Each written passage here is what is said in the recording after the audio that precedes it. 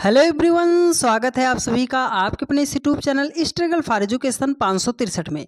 प्यारे दोस्तों, आज के अपने इस वीडियो में हम रीजनिंग के टॉप 10 मोस्ट इंपॉर्टेंट और बार बार पूछे जाने वाले प्रश्नों को सॉल्व करने वाले हैं। फुल कॉन्सेप्ट और बेहतरीन शॉर्ट ट्रिक से सवालों को सीखेंगे। तो जो भी व्यक्ति इस वीडियो को पूरा देखेगा, आज के बाद इतने टाइप का एक भी प्रश्न आपसे गलत नहीं होगा। लेकिन आपको वीडियो को बहुत ही ध्यानपूर्वक अच्छे तरीके से देखना पड़ेगा। कॉपी और कलम के साथ बैठिएगा, सवालों को खुद से बनाने का प्रयास कीजिएगा। जो सवाल ना आए उनको आप देखिएगा। और आज की क्लास जो है प्यारे दोस्त, सभी एग्जाम की दृष्टि से मोस्ट इंपॉर्टेंट है, जहां कहीं पर भी रीजनिंग आती है। तो चलिए ज़्यादा देरी न करते हुए वीडियो को शुरू करते हैं और बेहतरीन तरीके से हम सवालों को सॉल्व करना सीखते हैं। देखिए, ये क्वेश्चन है, पहला क्वेश्चन है, कह रहा है 11 है, 13 है, 13 है, क्वेश्चन मार्क। ये क्वेश्चन कहाँ का है? नंबर एनालॉजी का है। तो नंबर एनालॉजी के प्रश्नों को कैसे सॉल्व करते हैं? देखिए, यहाँ पे जो पहली संख्या लिखी गई है उसको जिस प्रकार उसने ये दूसरी वाली संख्या बनाया है, उसी प्रकार हम इस तीसरी वाली संख्या को इस प्रश्नवाचक चिन्ह के स्थान पर कैसे बना सकते हैं। तो देखो, यहाँ पे क्या है? 11 है, तो 11 का जो रिलेशन 13 के साथ है, वही 13 का रिलेशन क्या होगा? तो बहुत सारे मेरे भाई होंगे, बहन होंगे, जिनको ये लग रहा होगा कि सर 11 से अगर हमें 13 बनाना है तो 11 में अगर हम 2 जोड़ देंगे तो 11 2 13 हो जाएगा। हाँ, आपकी बात भी सही है। तो चलो वही लॉजिक इसके साथ अप्लाई करते हैं। 13 है, 13 में भी हम क्या करते हैं? 2 जोड़ते हैं, तो 13 2 कितना हो जाएगा? 15 हो जाएगा। पर सर 15 तो हमारा ऑप्शन में नहीं दिया गया है। अब हम क्या करेंगे? और यहीं पर बहुत सारे बच्चे इस क्वेश्चन को स्किप कर देंगे, है ना? बहुत सारे लोग स्किप कर देंगे। तो अब हम आपको इसका रामबाण तरीका बताएंगे कि एक ही बार में नंबर एनालॉजी के सवालों पर सीधा सटीक निशाना लगेगा। तो आइए आपको बताते हैं। देखिए, सबसे पहले जो प्रायोरिटी, आप नंबर एनालॉजी की प्रॉपर्टी बता देते हैं। आप इसको नोट कर लीजिए, क्योंकि आपको ये किसी और चैनल पर बताया ही नहीं जाता, इस चैनल पर बताया जा रहा है। तो आप इसको नोट करके लिख लीजिएगा। देखिए, प्रॉपर्टी, तो सबसे फर्स्ट प्रायोरिटी जो देनी है वो हमें देनी है प्राइम नंबर को देनी है, अभाज्य संख्या को देनी है। दूसरे नंबर पे जो देना है वो हमें देना है स्क्वायर को प्रायोरिटी देना है। तीसरे नंबर पे जो प्रायोरिटी देना है वो देना है हमें क्यूब को देना है, ठीक है। 4 नंबर पे हमें डिवाइड पे जाना है। 5 नंबर पे हमें जो है मल्टीप्लाई पे जाना है। 6 नंबर पे हमें एडिशन पे जाना है और लास्ट नंबर पे 7वें नंबर पे हमें सब्ट्रैक्शन पे जाना है। देखो, सबसे पहले प्राइम नंबर चेक करना, स्क्वायर चेक करना, क्यूब चेक करना, डिवाइड चेक करना, मल्टीप्लाई चेक करना, प्लस चेक करना। उसके बाद सबसे लास्ट में आपको क्या करना है? माइनस को सबसे लास्ट में घटाना, सबसे लास्ट में आपको है। यदि 2 ऑप्शन मान लो आपके भिड़ जाते हैं, मान लो सर प्राइम नंबर वाला भी आंसर ऑप्शन में दिया गया है, स्क्वायर वाला भी दिया गया है, तो प्रायोरिटी किसको देंगे? प्राइम नंबर को देंगे। ये मेरी बात आप ध्यान से समझिएगा, ठीक है। देखिए, तो सर 11 प्राइम नंबर है, 13 प्राइम नंबर है, 13 प्राइम नंबर है, तो कैसे सॉल्व करेंगे? तो कुछ प्राइम नंबर हम लिख दे रहे हैं, आप उसे ध्यान से समझ लीजिएगा, ठीक है।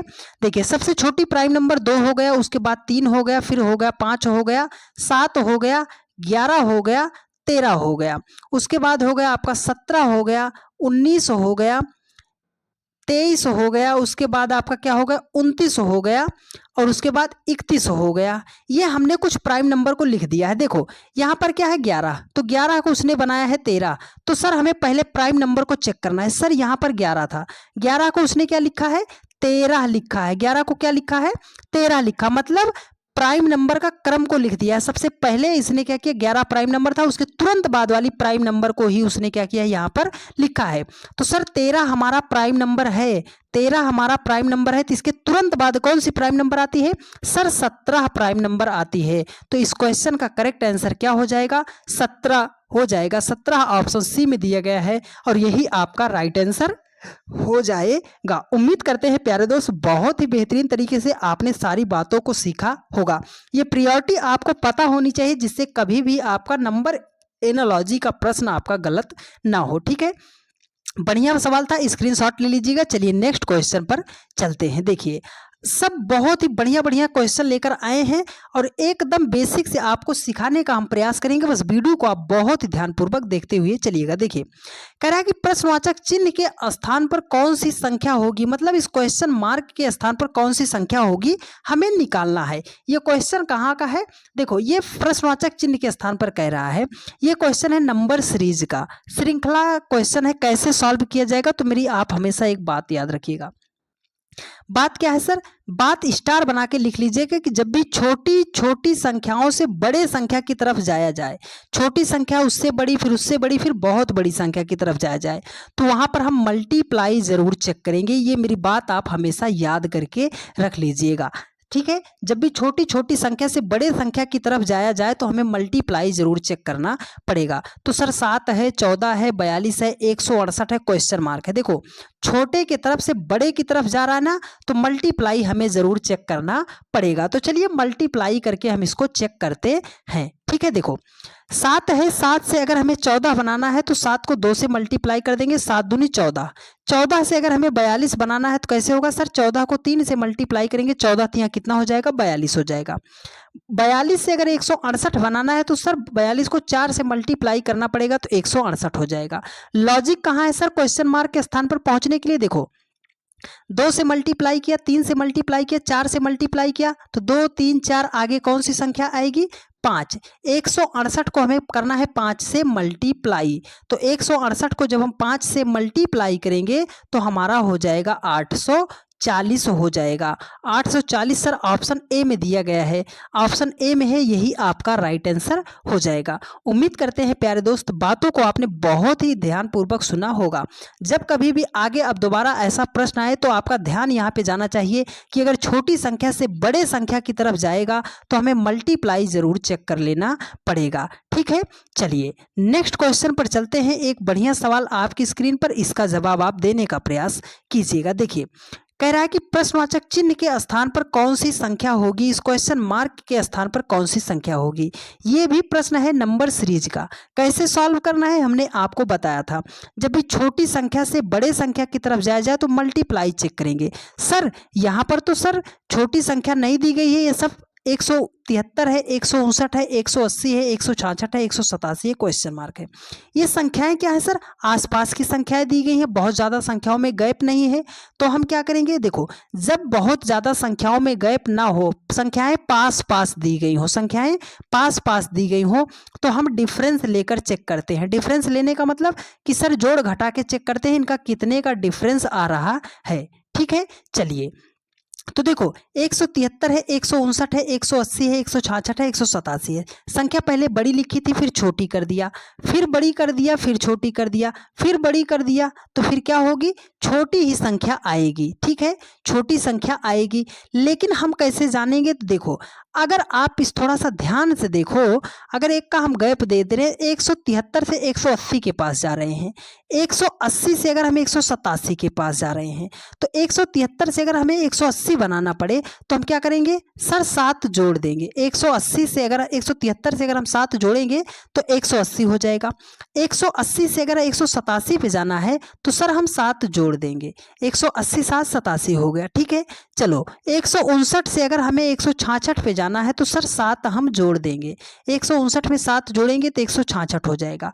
लॉजिक मिल गया है कि सर 7 7 जोड़ रहा है, तो 166 में जब हम 7 को ऐड करेंगे तो हमारा कितना हो जाएगा, 173 हो जाएगा। कितना हो जाएगा, 173 हो जाएगा। 173 ऑप्शन डी में है और यही आपका राइट आंसर हो जाएगा। उम्मीद करते हैं प्यारे दोस्त बहुत ही बेहतरीन तरीके से आपने सारी बातों को सीखा होगा। अल्टरनेट का पेयर इसमें बना के सॉल्व किया गया है कि एक को छोड़कर। ये आप कैसे जान पाओगे, देखो जब पहले संख्या बड़ी दी जाए, छोटी दी जाए, बड़ी दी जाए, छोटी दी जाए, बड़ी दी जाए, तब आप समझ लेना कि वहां पर ये नागिन डांस करा दिया गया है। नागिन डांस का मतलब सर अल्टरनेट का पेयर वहां पे लगा दिया गया है, ठीक है। चलिए नेक्स्ट क्वेश्चन पर चलते हैं। एक बढ़िया सवाल आपकी स्क्रीन पर, जवाब देने का प्रयास आप कीजिएगा। देखिए क्वेश्चन है ये कोडिंग डिकोडिंग का। तो जब भी कोडिंग डिकोडिंग का सवाल आए कैसे सॉल्व करना है, बेहतरीन तरीका बताएंगे, जिंदगी में आप भूलोगे नहीं कभी। देखो कह रहा है कि एक निश्चित कोड भाषा में 41,095 को रेडी तथा 84,0,327 को फ्राइल्स लिखा जाता है, तो बोल रहा है कि 8,3,1,4,5,4,1,9 को किस प्रकार लिखा जाएगा। तो मेरे बहुत सारे भाई होंगे जिनको एक चीज पता है कि सर जैसे ही रेडी देखा, हमें प्लेस वैल्यू का कीड़ा छप गया है कि जैसे ही रेडी देखा, आर का 18, ई का 5, ए का 1, डी का 4, y का 25 ये करने बैठ जाते हैं। तो आपको ये नहीं करना है। सबसे फर्स्ट प्रायोरिटी आप देना, मेरी बात आप समझना, टाइम आपका बचेगा। जब भी आपके सामने कोडिंग डिकोडिंग का सवाल आए तो एक बार ये जो यहाँ पर संख्याएं दी जाएं, जो संख्याएं कोडित की गई हैं उनको, और जिसको आपको फाइंड आउट करना है, जिसको निकालना है, उसको एक बार आप मैच करा लीजिएगा। क्या वही संख्या है जो आगे पीछे करके लिखी गई है या नहीं लिखी गई है। ठीक है, देखो यहाँ पर R है, यहाँ पर 4 है, 4 को उसने क्या लिखा है, R लिखा है, पहले से पहले मिलाया है। ठीक है, पहले से पहले मिलाया है। यहाँ पर R के लिए उसने क्या लिखा है, 4, तो यहाँ पर मिला लो। देखो R है, R के लिए या आगे से दूसरा अक्षर, आगे से दूसरा अक्षर, R के लिए क्या लिखा है, 4, मतलब सर वही संख्या है जो आगे पीछे करके लिखी गई है। तो अब हमें कुछ नहीं करना, सिंपल सा आपको सेट करना है बस। देखो सेट करते हैं। देखो 8 है, गिनती में 8 ढूंढो, ये पहला लेटर, तो पहले लेटर पे यहाँ पे क्या है, F है, तो 8 के स्थान पर हम क्या लिखेंगे, F लिखेंगे। यहाँ पर 3 है, 3 ढूंढो कहाँ है, सर इसमें जो है पीछे से 3 नंबर, पीछे से 3 नंबर पे 3 है, तो पीछे से 3 नंबर पे यहाँ पे क्या है, I है, तो FI लिख दिए। FI से कौन सा ऑप्शन शुरू है, ऑप्शन बी ही मिल रहा है, यही आपका राइट आंसर हो जाएगा। देखा आपने, हाँ सॉरी डियर, देखो देखो देखो, 2 ऑप्शन मिल गया ना, 2 ऑप्शन मिल गया।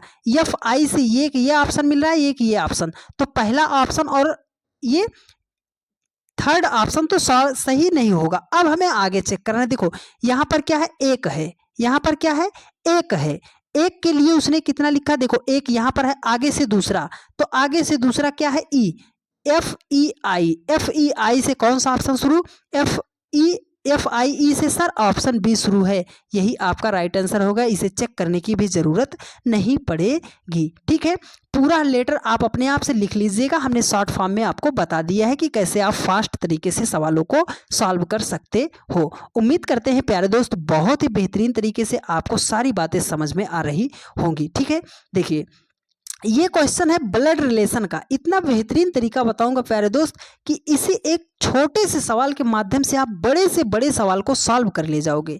लेकिन मेरी बात को आप बहुत ही ध्यानपूर्वक समझिएगा।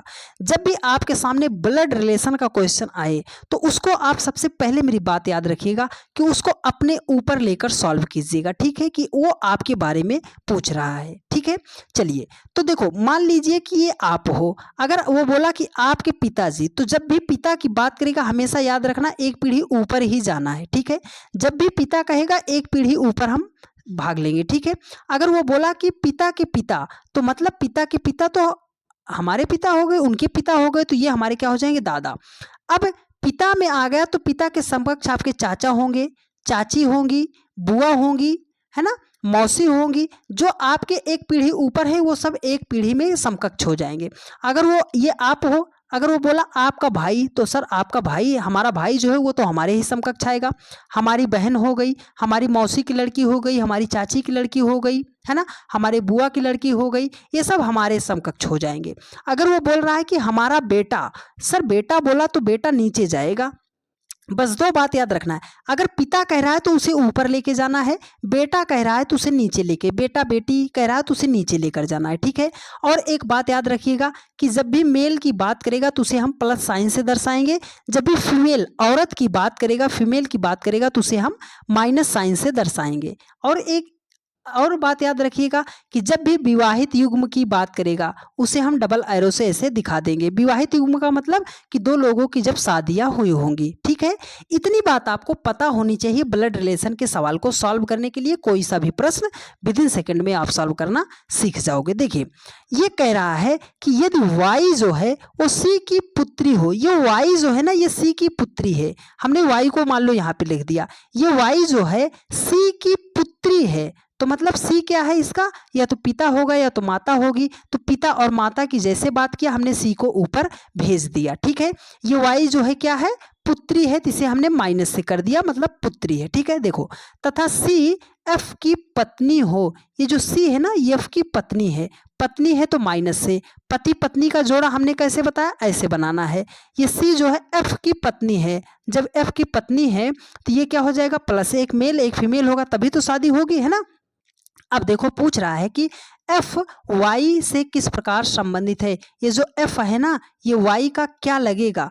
अगर देखो ये सी इसकी मम्मी है और सी की विवाह जो है इसके एफ के साथ हुआ है। आप हो, आपकी मम्मी है, आपकी मम्मी का विवाह आपके पापा जी से हुआ है।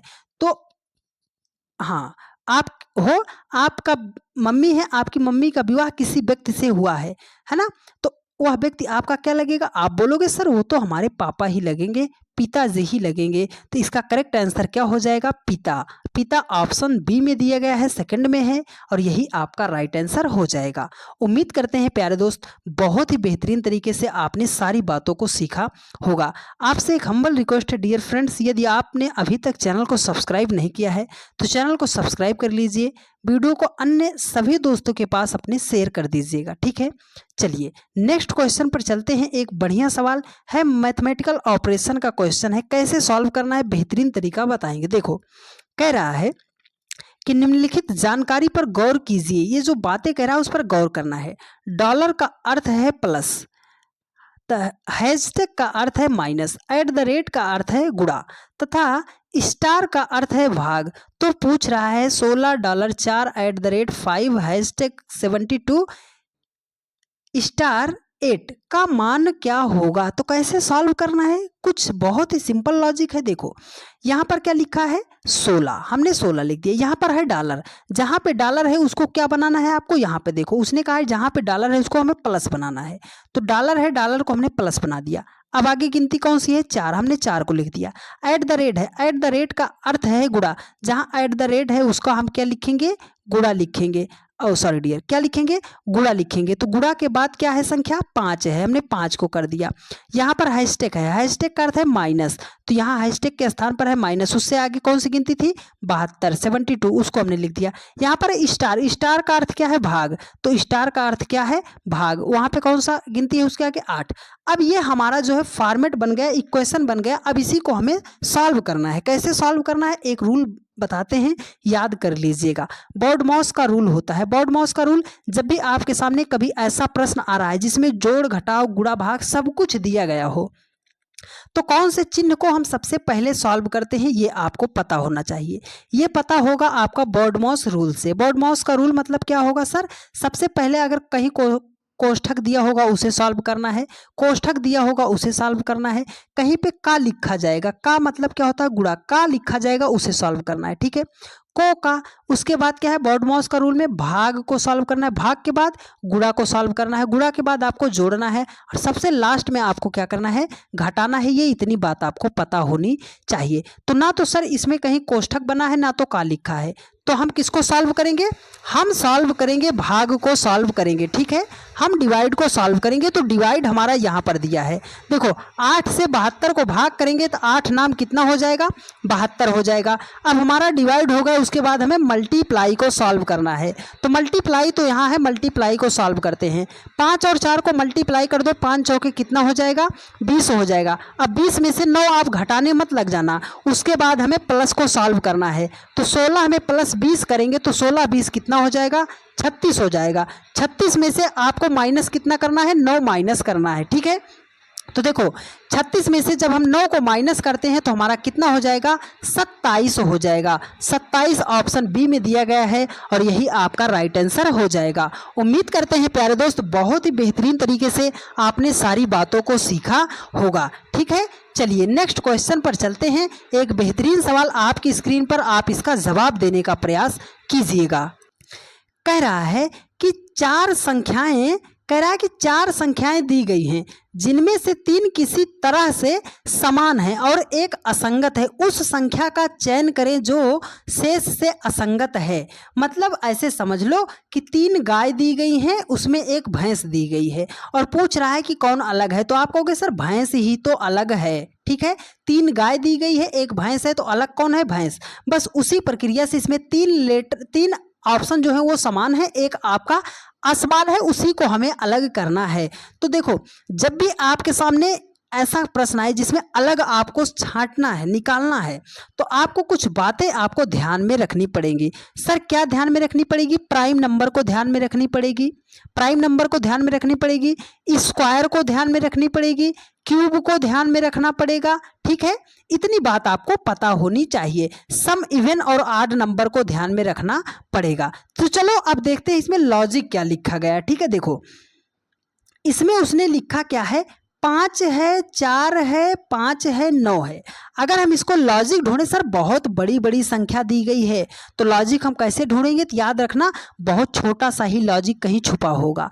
अगर इस 5, 45, 9 को देखें, अगर सर हम 5 और पहली संख्या और लास्ट संख्या को मल्टीप्लाई कर दे रहे हैं तो 9 पचे कितना हो जाएगा? 45। ये बीच वाली संख्या मिल जा रही है।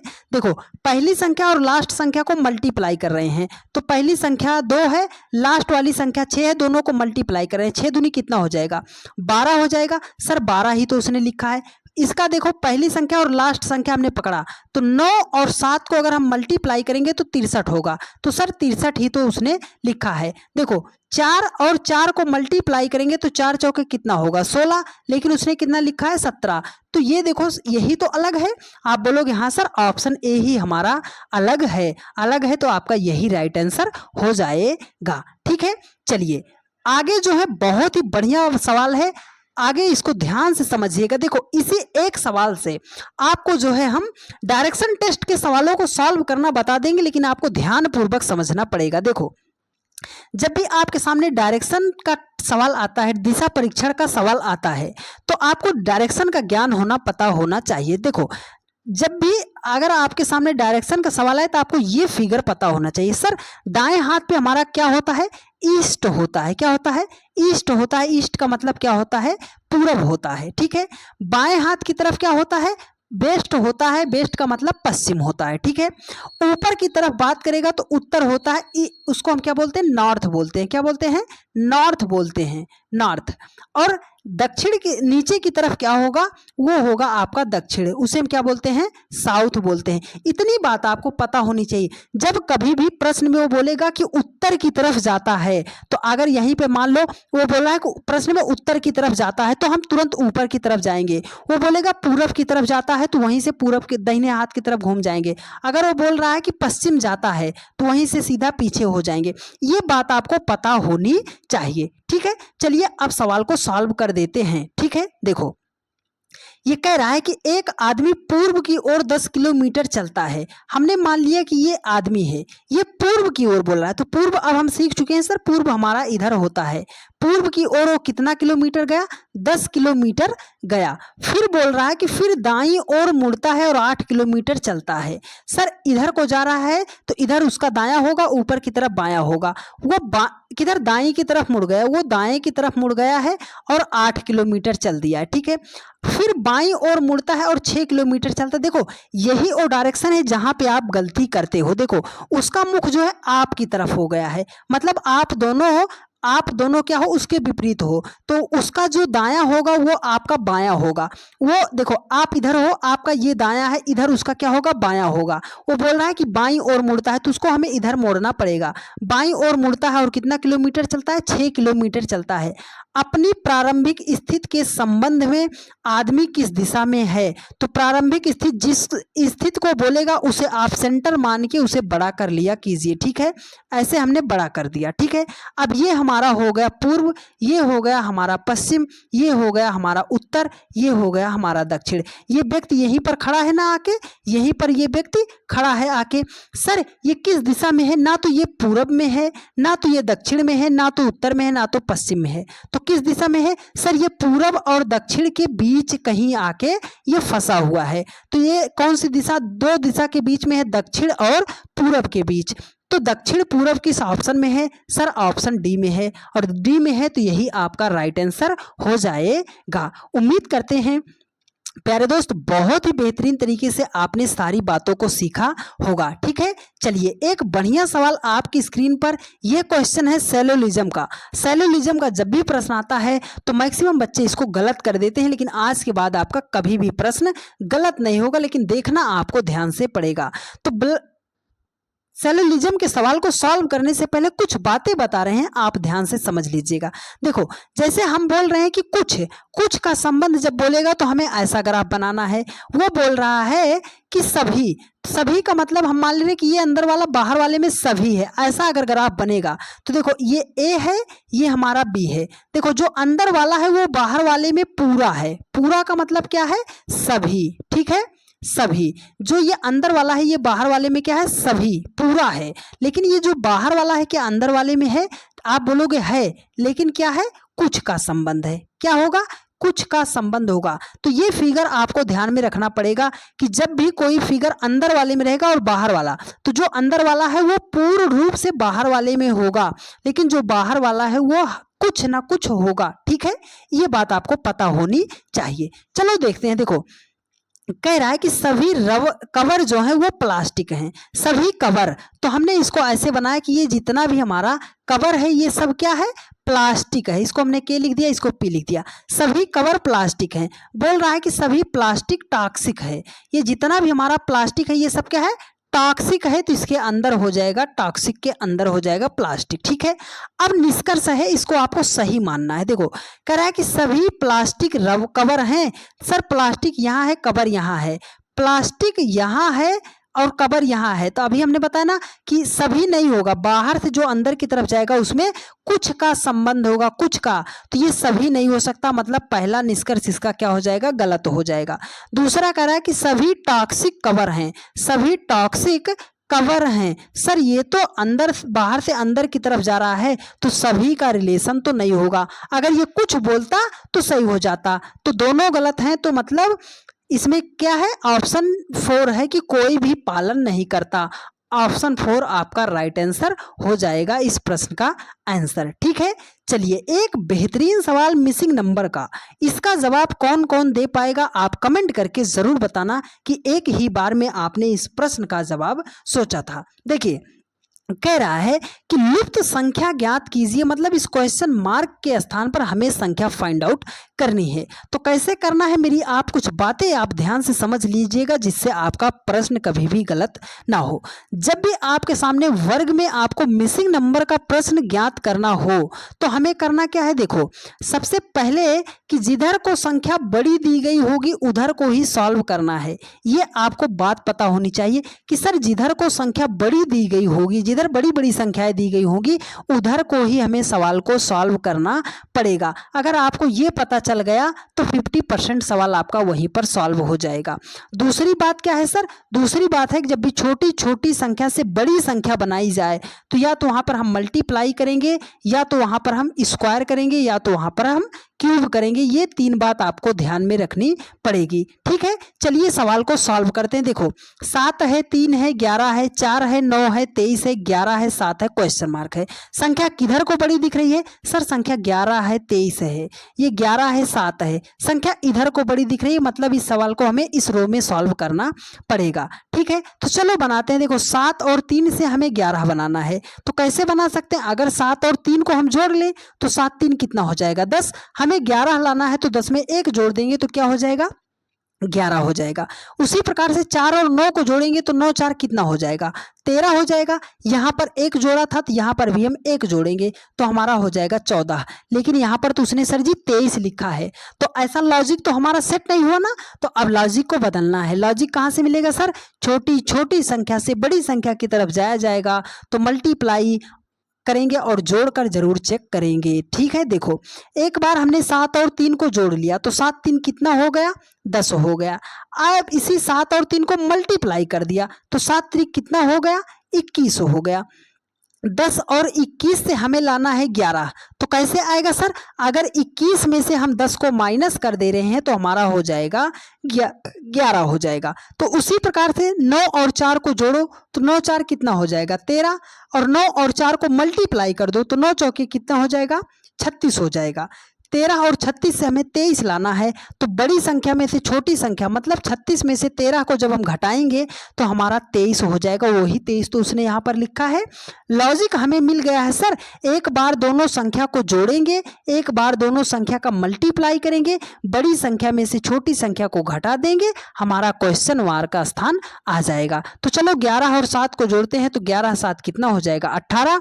11 और 7 को मल्टीप्लाई करेंगे तो 11 7 कितना हो जाएगा 77 हो जाएगा। बड़ी संख्या 77 है, छोटी संख्या 18 है, तो 77 में से जब हम 18 को माइनस करेंगे तो हमारा कितना हो जाएगा 59 हो जाएगा, 59 हो जाएगा। 59 ऑप्शन ए में दिया गया है और यही आपका राइट आंसर हो जाएगा। उम्मीद करते हैं हमारे सभी भाई बहनों को बहुत ही बेहतरीन तरीके से समझ में आया होगा। यदि आपको सारी बातें समझ में आई हैं और आप चैनल पर नए हो तो चैनल को आप तुरंत सब्सक्राइब कर लीजिए।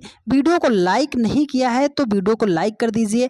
अपने उन सभी दोस्तों के पास वीडियो को शेयर कर दीजिए जिनको भी रीजनिंग में दिक्कत होती है। डेली के रात 8:45 पर यह प्रैक्टिस सेशन जो है चलता है, तो जहाँ कहीं पर भी रहा कीजिए 8:45 पर आप आके जुड़ जाया कीजिए। और आपसे एक हम्बल रिक्वेस्ट है डियर फ्रेंड्स कि एक प्यारा सा कमेंट करके आप ज़रूर बता दीजिएगा कि आपको क्लास कैसी लगी है, क्या सारी बातें आपको समझ में आई हैं या नहीं आई हैं। मिलते हैं आप लोगों से नेक्स्ट वीडियो में। धन्यवाद।